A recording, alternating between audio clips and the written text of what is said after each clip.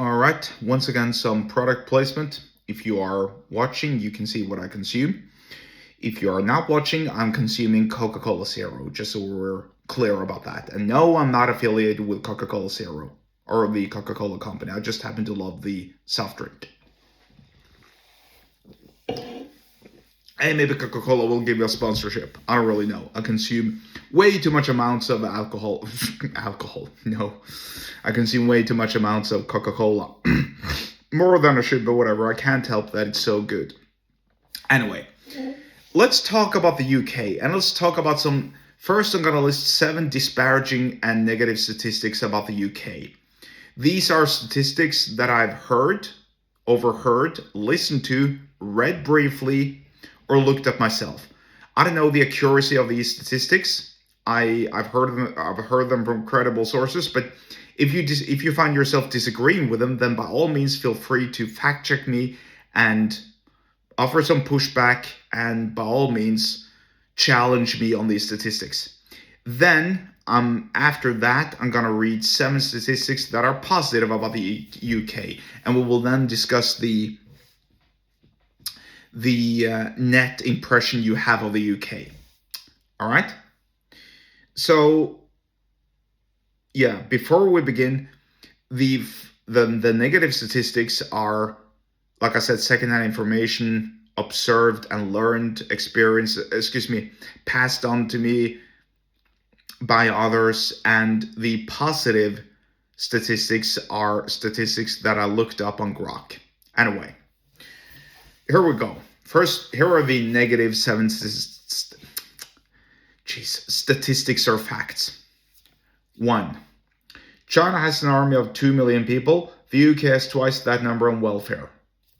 In 2024, some 12,000 people were arrested for posts they made online.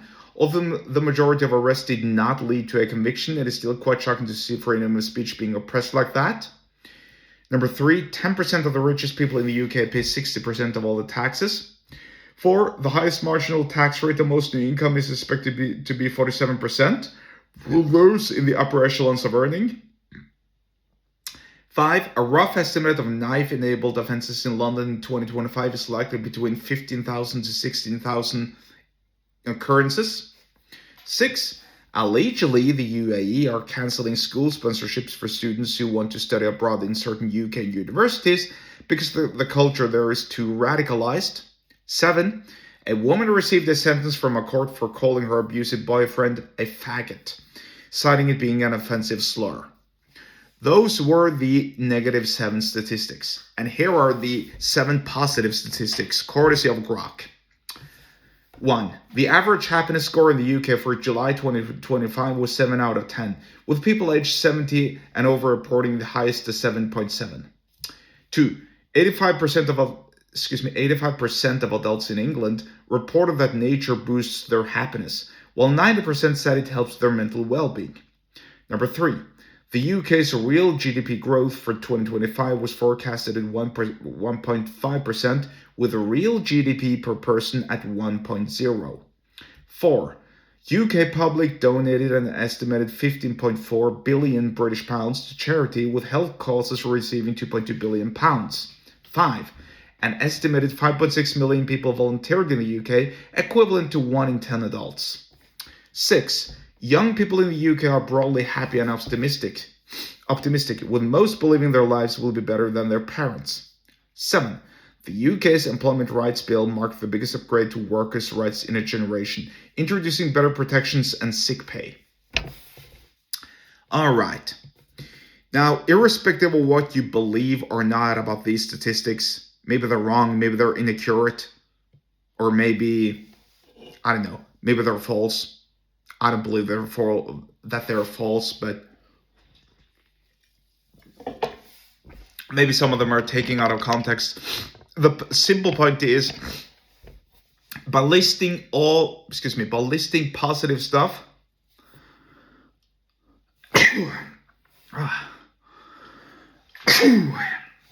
nice. Bless me. I sneezed during a podcast. If you couldn't see, I sneezed twice. Anyway, here's the point that I'm getting at. if you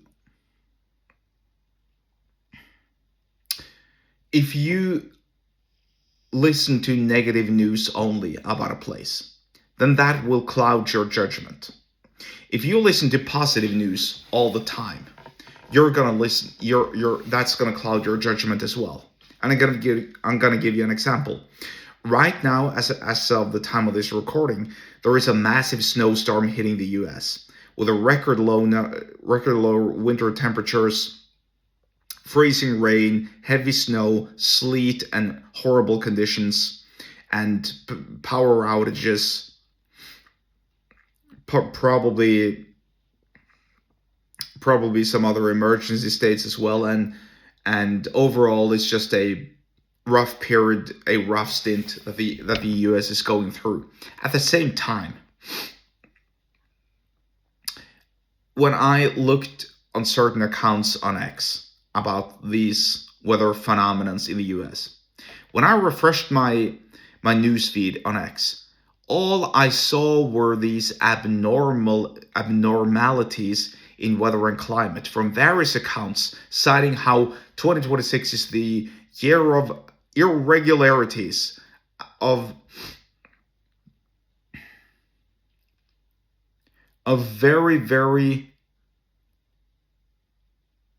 I don't want to say very, very low temperatures, but it's the year of very, very varying temperatures, and how the climate is gradually changing and how it's changing faster. And I saw these accounts who'd joined maybe 3 or 4 years ago, and how they were pretty much writing about weather and climate all the time. And before this weekend, I hardly saw any news content at all about weather. Now I see it everywhere. Why is that? Well, simply because I clicked on a couple of articles reading about the extreme weather in the United States. And that's why the algorithm is showing me these different accounts that talk about weather, the climate change, and so on. What's the point that I'm getting at here?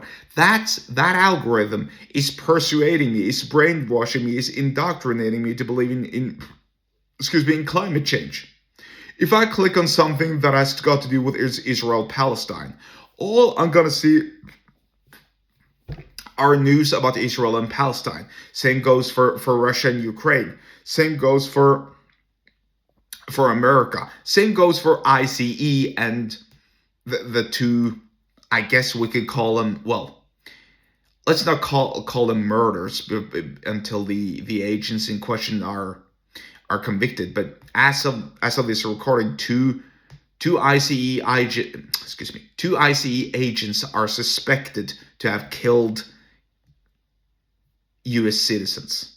Now, whether that was justified or not, I don't really know. That's up to the courts, and I'm not going to make any accusations. But let's just say it doesn't look good for the ICE at the moment, because they're really doing bad. If I had clicked on one such article about that, all I would have seen would have been these theories and different accounts talking about the situation between ICE illegal or allegedly illegal aliens in the U.S. and activists and protesters in the streets and so on. That's what I would have seen. Here's my point. The point is, if you're just reading negative stuff about something, that's going to cloud your judgment about that stuff. If you're just reading positive stuff about something, then that's going to cloud your judgment about it. When I click and read in the national news here in my country about Donald Trump, it's all negative stuff. When I read about Obama in my country or in my country's news, it's only positive stuff. Obama is apparently the second coming of Christ, whilst Donald Trump is the devil himself, reincarnated. That's really what it appears like. Is it any wonder that people's judgments are clouded if they can't possibly look up good statistics and bad statistics? Well, of course it's not. And with respect to those 7 good statistics that I asked Grok to produce, I really didn't think they were that positive. I mean, who cares if people are volunteering, and who cares if the youth thinks that they're doing okay?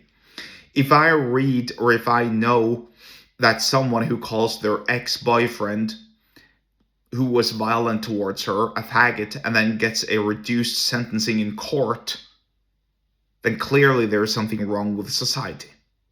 Anyway, so you can probably work out yourself where I am in the case of the UK, especially when I'm hearing that. Anyway, here's the point. Watch the algorithm, watch the sort of news that you're consuming, and watch the sort of impression that you're getting of a place. Because it will cloud your judgment. And even I have to admit that. Maybe it ain't that bad in the UK. Well, I mean, I kind of know it's not that bad in the UK because I know people who live there. And they're telling me, look, it's a little bit more nuanced than this. But yeah, it ain't looking very good at the moment. So we shall see. Regardless, think about the number, or think about the news sources that you consume, and then make up your mind about whatever you choose to opine on. And that'll be the persuasion lesson of the day. If you want to learn more about persuasion, then get subscribed to my email list. The link to do so is below the subscription wherever you are watching and or listening to this. And I'll see you there.